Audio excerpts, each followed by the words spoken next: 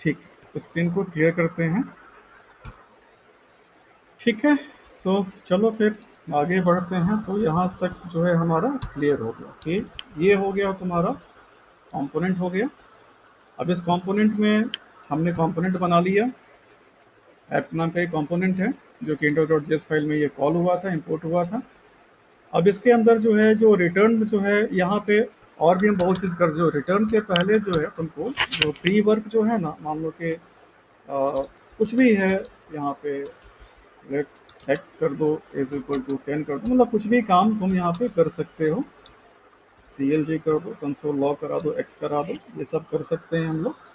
अब इसको अगर चलाओगे, इसी एप्लीकेशन को हम लोग जहाँ पर थे इसके अगर जाएंगे इसमें, तो यहाँ पे हमको ये मिल रहा है। ठीक है, ठीक है ना। इसको और जो थोड़ा सा वर्बोज कर देते हैं, value of x inside at component.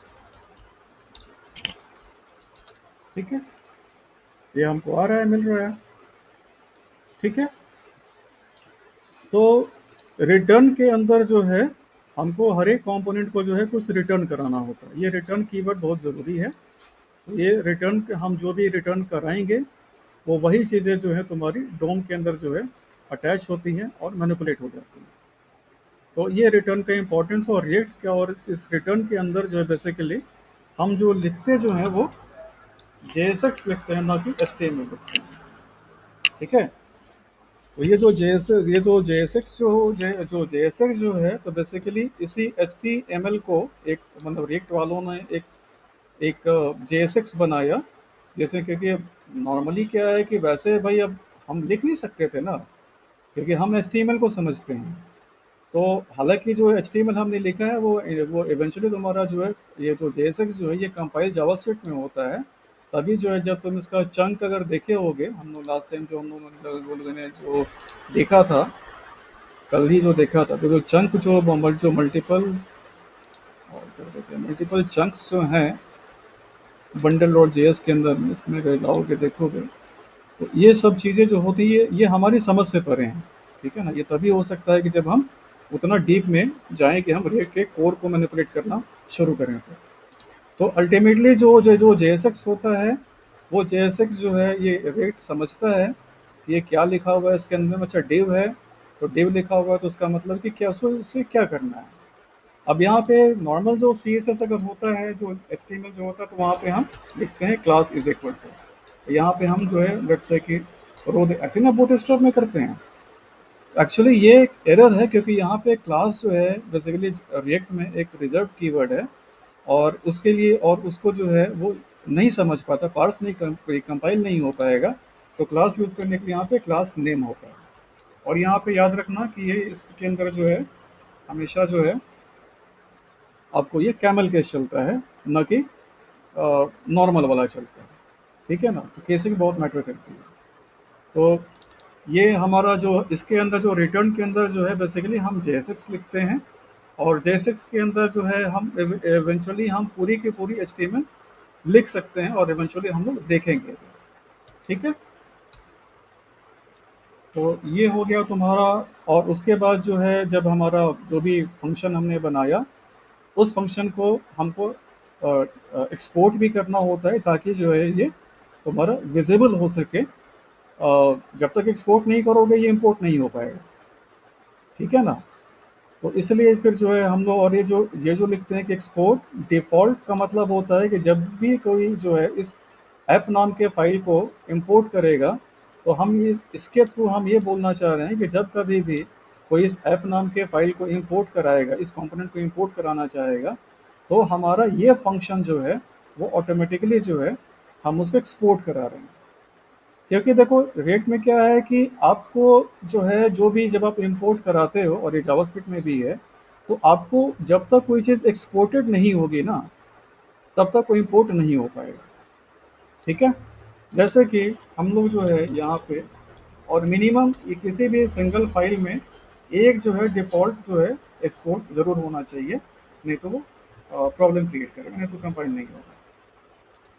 Similarly हम लोग जैसे कि मान लो नया कंपोनेंट बनाने के लिए क्या अभी क्या बताया, जैसे कि नॉर्मल फंक्शन के थ्रू बनाओ, फंक्शन हो गया, फंक्शन का आपको यहाँ पे लेट्स से कि हम मनीष नाम का कंपोनेंट बना रहे हैं।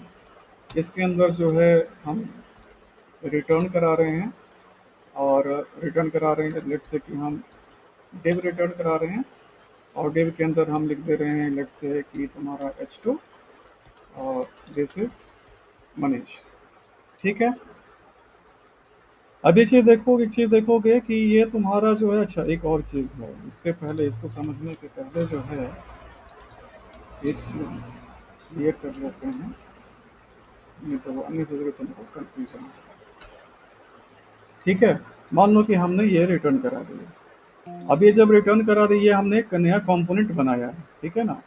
तो जब हमने ये नया कंपोनेंट बनाया तो लेट्स से कि हम यहाँ पे इस कंपोनेंट को हम इसको यूज़ करना चाहते हैं। तो जब हम इसको यूज़ करना चाहते हैं तो हम ऐसे इस कंपोनेंट को नाम दे देंगे केवल, और यहाँ पे मोस्ट ऑफ द टाइम तुम देखोगे सेल्फ क्लोजिंग टैग देखोगे ऐसे। याद है तुमको, जो नॉर्मल एचटीएमएल में भी होता है। तो ये अगर जो ये इसको ऐसे भी लिख सकते हैं और हम ऐसे भी लिख सकते हैं, दोनों ही इक्वल है, कोई प्रॉब्लम नहीं है। लेकिन ये वाला नोटेशन जो है हम तब यूज़ करते हैं कि जब हमको इन दोनों के बीच में कुछ काम करना होता है। इन दोनों के बीच में मतलब इस ओपनिंग टैग और क्लोजिंग टैग, इसके अंदर में अगर कुछ करना है तो हम ऐसे जाते हैं, नहीं तो professionally most of the time तुम जो है सिंगल लाइनर ही देखोगे। अब अगर हम सेव करते हैं इसको, यहाँ पर अगर आते हैं तो हमको ये दिख रहा है, ठीक है ना। ये दिख रहा है। अब एक इम्पॉर्टेंट कॉन्सेप्ट क्लियर होने जा रहा है अभी, इसलिए इसको ध्यान से समझने का ट्राई करें। अब अगर मान लो कि हम जो है इस index.js के अंदर जो है, अगर हम इस मनीष को यूज़ करना चाहें यहाँ यहीं पर, तो सबसे तो पहले जो है हमको मनीष को इंपोर्ट कराना पड़ेगा। लेकिन चलो करके देखते हैं। ये कंपाइल टाइम एरर आ रहा है कि मनीष नॉट डिफाइंड है। तो चलो ठीक है, हम लोग इसको जो है पहले इंपोर्ट करा के देखते हैं। तो हम लोग लिखेंगे इंपोर्ट कराने के लिए, इंपोर्ट मनीष हमारा था फ्रॉम, कहाँ से करना है। तो कहाँ से करना है, बेसिकली आपको फाइल का फिजिकल रिलेटिव पाथ देना पड़ता है, एक्चुअल पाथ नहीं, और रिलेटिव पाथ देना पड़ता है। तो कहाँ से करना है, तो अभी जो हो तो index.js में ये डायरेक्टरी क्या है, रूट लेवल पे है।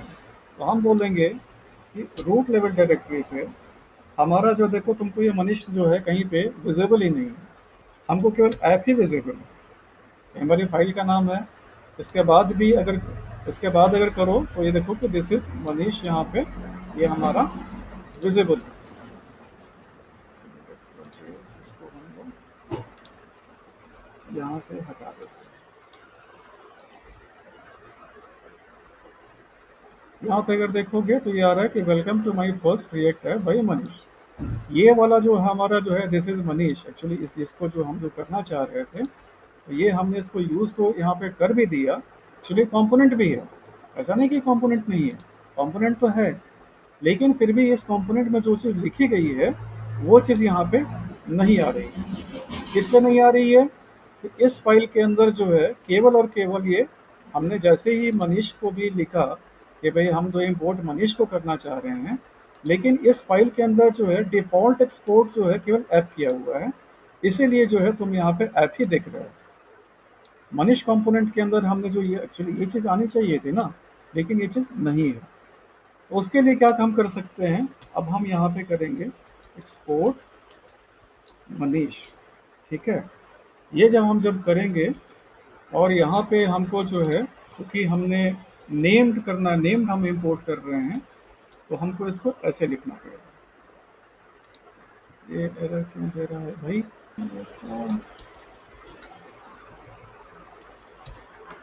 चलो ऐसे कर देते हैं। अब अगर देखोगे तो ये आ गया। डिफरेंस समझे, इस ये बहुत ही इंपॉर्टेंट कॉन्सेप्ट है मनीष। जो इम्पोर्टेंट जो चीज़ ज़्यादा इंपॉर्टेंट है ना, हम उसको रीइटरेट कर दे रहे हैं। तो इसको समझने का ट्राई करो, ये बहुत इंपॉर्टेंट कॉन्सेप्ट है।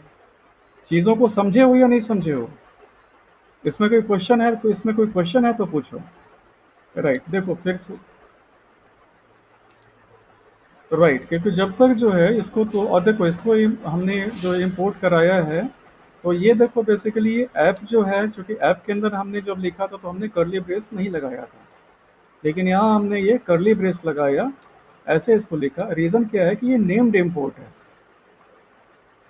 जो भी डिफ़ॉल्ट इम्पोर्ट होता है वहाँ हमको कर्ली ब्रेस नहीं लगाना होता है, और जो आपका जो है नेम्ड इम्पोर्ट है, जो डिफ़ॉल्ट एक्सपोर्ट नहीं है, तो वहाँ पे हमको जो है ये कर्ली ब्रेस के अंदर लिखना पड़ता है। ठीक है? अब ये यहाँ से अगर हम हटा देते हैं इसको, और यहाँ पे अगर जो है हम इसको मनीष को करना चाहें, तो ये हमने किया किया भी था इसको, और यहाँ पे जब करेंगे तो यहाँ पे जो है मनीष आ रहा है। रीज़न उसका इसलिए आ रहा है कि ये ऐप के अंदर इसी फाइल के अंदर है, और इसको एक्सपोर्ट अगर हम नहीं भी लिखेंगे तो भी ये चलेगा, क्योंकि ये एक ही फाइल के अंदर है। एक्सटर्नली जो है ये हम इसको यूज़ नहीं करने का, हम मतलब कहने का मतलब क्या है कि देखो इस फाइल के अंदर हम काम कर रहे थे, तो चूंकि हम इसी फाइल के अंदर में थे, app.js फाइल के अंदर ही थे, और यहाँ पे हमने एक नया कंपोनेंट ही बनाया था, बट उस कंपोनेंट को अब चूंकि एक फाइल के अंदर हो तो उसको इंपोर्ट नहीं कराना पड़ा ना। इंपोर्ट जब कराओगे तो फिर यू नीड टू एक्सपोर्ट, अगर एक्सपोर्ट नहीं कराओगे तो फिर आप इंपोर्ट नहीं करा सकते। यही एक सिंपल सा रूल है। अब ये आप नहीं कर पाओगे, क्योंकि ये देखो मैसेज भी मीनिंगफुल है। ये बोल क्या रहा है कि export Manish imported as a Manish was not found in app. तो ये बोल रहा है कि आपको एक्सपोर्ट मनीष जो है उसको एक्सपोर्ट नहीं हुआ है, तो नहीं हुआ तो भाई कोई बात नहीं, आप एरर मैसेजेस पे ध्यान दो, कुछ नहीं करना है आपको, केवल और केवल जो है एक्सपोर्ट कीवर्ड का यूज़ करना है, और कुछ नहीं करना है। देखो एक्सपोर्ट का ज़रूरत वहीं पड़ता है जहाँ की इम्पोर्ट होता है। अगर आप इम्पोर्ट करा रहे हो तो फिर आपको वो कंपोनेंट एक्सपोर्टेड होना चाहिए। इसके अंदर में यूज़ करना चाह रहे हो, चूँकि फाइल हमारी सेम ही है ना, इसको ना समझ लो कि फाइल सिस्टम से समझ लो कि अगर एक ही फाइल के अंदर जो है आप इस पर 100 कंपोनेंट रखो, आपको इंपोर्ट थोड़ी करना है, एक तो फंक्शन को कॉल करना है ना, इंटरनल फंक्शन को। तो इसलिए आपको ये विदाउट इसके भी चलेगा। ये यहाँ पे चला था, इसको हम अभी भी कमेंट कर देते हैं, ये चलेगा, परफेक्टली चल रहा है। लेकिन अगर आप इसको करना चाहते हो इसके अंदर में, क्योंकि एक्सटर्नली जो हो गया ना, क्योंकि ये मनीष जो कंपोनेंट आप यूज़ करना चाह रहे हो ये app.js फाइल के अंदर है, ना कि index.js फाइल के अंदर है। तो ये एक बहुत ही इंपॉर्टेंट कॉन्सेप्ट है, जो कि हमको लगता है कि मेरे ख्याल में हम तुमको मतलब क्लियर हो जाना चाहिए, हो गया होगा। कोई डाउट है, कंफ्यूजन है तो बोलो। ठीक है, चलो फिर हम लोग अब आगे बढ़ते हैं। तो ये तो तुम्हारा एक तरीका था फंक्शन का, फंक्शन बना करके। एक दूसरा तरीका भी होता है जो कि मोस्ट ऑफ द टाइम तुम वही देखोगे, ये है तुम्हारा प्योर फंक्शन। ठीक है, मतलब फंक्शन कीवर्ड को यूज़ करके आई, मान लो कि हम कोई चलो पैराग्राफ ही ले लेते हैं। पैराग्राफ नाम का हमने एक फंक्शन का नाम बनाए, कंपोनेंट बनाने जा रहे हैं। तो ये हमारा हो गया एक तरीका, इसके अंदर जो है हम लेट से रिटर्न करा देंगे कोई भी पी टैग, और यहाँ पे हम दे देंगे this is my paragraph component, this is my customised paragraph component, हम ये लिख देते हैं। परफेक्टली फाइन है ये भी। अगर तुम इसके जग इसको कमेंट ही कर दोगे, ये भी हम लोग को और आवश्यकता उसकी पड़ेगी। यहाँ पे दे देते हैं कि पैराग्राफ सेल्फ क्लोजिंग, ये अगर करेंगे तो ये हमारा मनीष कहाँ पे कहीं यूज़ हो रहा है। अच्छा ठीक है, ये हमारा आ रहा है, बिल्कुल परफेक्टली आ रहा है। अभी क्या है देखो, अब एक चीज़ ना समझना, ये जो पैराग्राफ में हमने क्या किया है कि एक फंक्शन बनाया है, फंक्शन के अंदर जो हमने रिटर्न करा दिया। लेकिन व्हाट इफ़ कि हमको मान लो कि हमको दो चीज़ें रिटर्न कराने थे, या एक या दो चीज़ें हमको रिटर्न कराने थे, मान लो दो पैराग्राफ कराने थे। एक पैराग्राफ ये था हमारा, दूसरा पैराग्राफ हमारा था जैसे कि लेट्स से फर्स्ट लाइन, और इसको बोल दो सेकेंडरी। ठीक है, हम दो पे हम भाई हम जो है दो पैराग्राफ रिटर्न करा सकते हैं ना, क्यों नहीं हाँ। करा सकते? तुम्हारा अपना कस्टमाइज कंपोनेंट हो गया, हम इसके अंदर जो मर्जी वो लिख दें। अभी देखोगे कि ये एरर थ्रो कर रहा है, ये जो नीचे जो तुम्हारा स्क्रूटनी लाइन जो एरर में आ रही है, ये एरर है।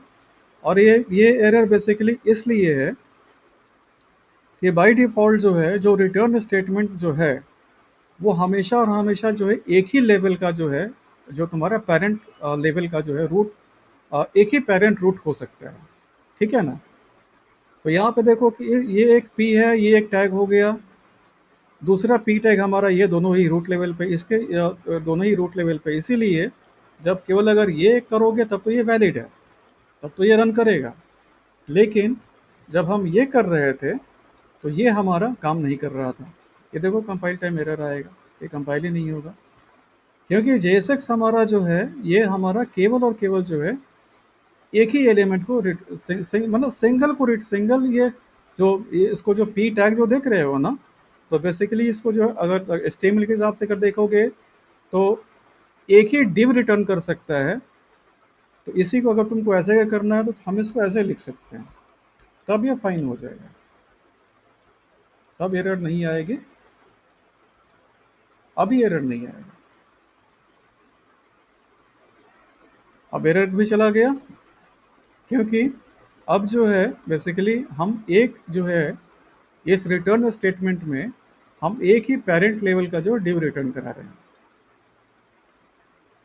अब इस डिव के अंदर भाई जो चाहे तुम जितनी मर्जी डिव लगाओ, डिव बना दो, पैराग्राफ बना दो, स्पैन बना दो, H1 बनाओ, कुछ भी बनाओ, तुम्हारी मर्जी है, कुछ भी लिखो इसके अंदर, H3 लिखो, H3 टैग, कुछ भी लिखो, कोई कोई फर्क नहीं पड़ने वाला है। ठीक है,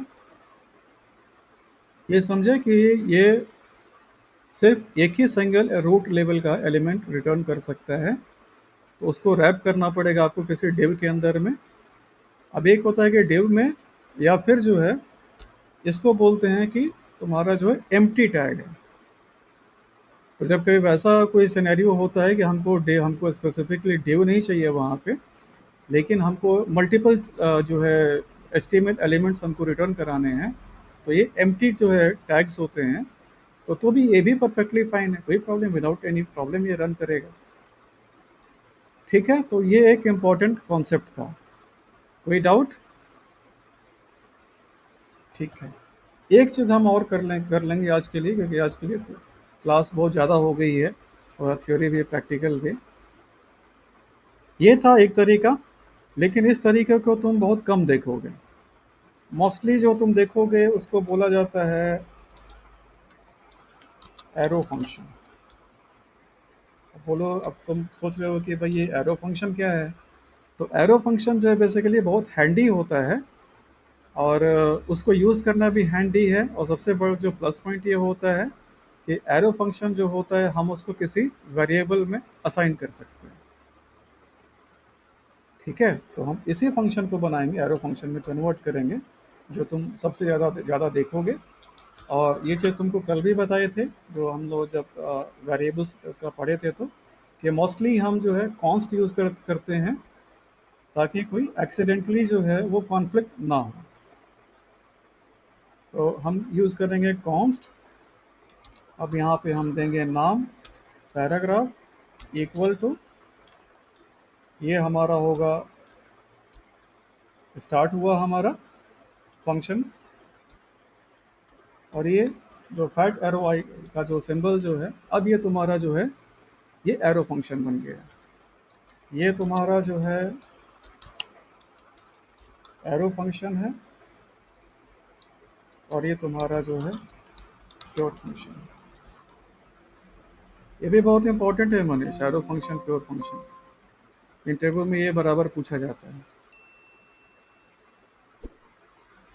इसको देख रहे हो कि इस पैराग्राफ नाम के वेरिएबल को जो है हमने एक, इसको समझ लो कि ऐसे एनोनिमस फंक्शन का कॉन्सेप्ट तुमको पता है, या पाइथन में लामडा फंक्शन होते हैं। एनोनिमस फंक्शन का मतलब होता है कि उसकी बॉडी होती है, कोई नाम नहीं होता है। तो हमने क्या किया है कि इस पूरा ये फंक्शन लिया, इस फंक्शन को हमने इस पैराग्राफ नाम का जो हमारा जो कांस्टेंट है हमने इसको असाइन कर दिया। और अब जो है इसको जब एडवांस टॉपिक्स वो है, जब तुम देखोगे कि एरो फंक्शन का क्यों हैंडी है, इस फंक्शन को हम ऐसे प्रॉप भी पास कर सकते हैं दूसरे कंपोनेंट को। वो चीज़ हम लोग आज नहीं देखेंगे, प्रॉप्स एंड स्टेट्स थोड़ा सा, कि वही तो तुम्हारा बैकबोन कह सकते हो, क्योंकि पूरी रिएक्ट का जो बैकबोन जो है प्रॉप्स एंड स्टेट्स है। तो वो हम लोग अगले सेशन में अगले या अगले के अगले देखेंगे। तो आज के लिए कंपोनेंट में हम लोग यहीं पे सेशन को वाइंड अप करेंगे। अब इसमें कोई डाउट है तो पूछो।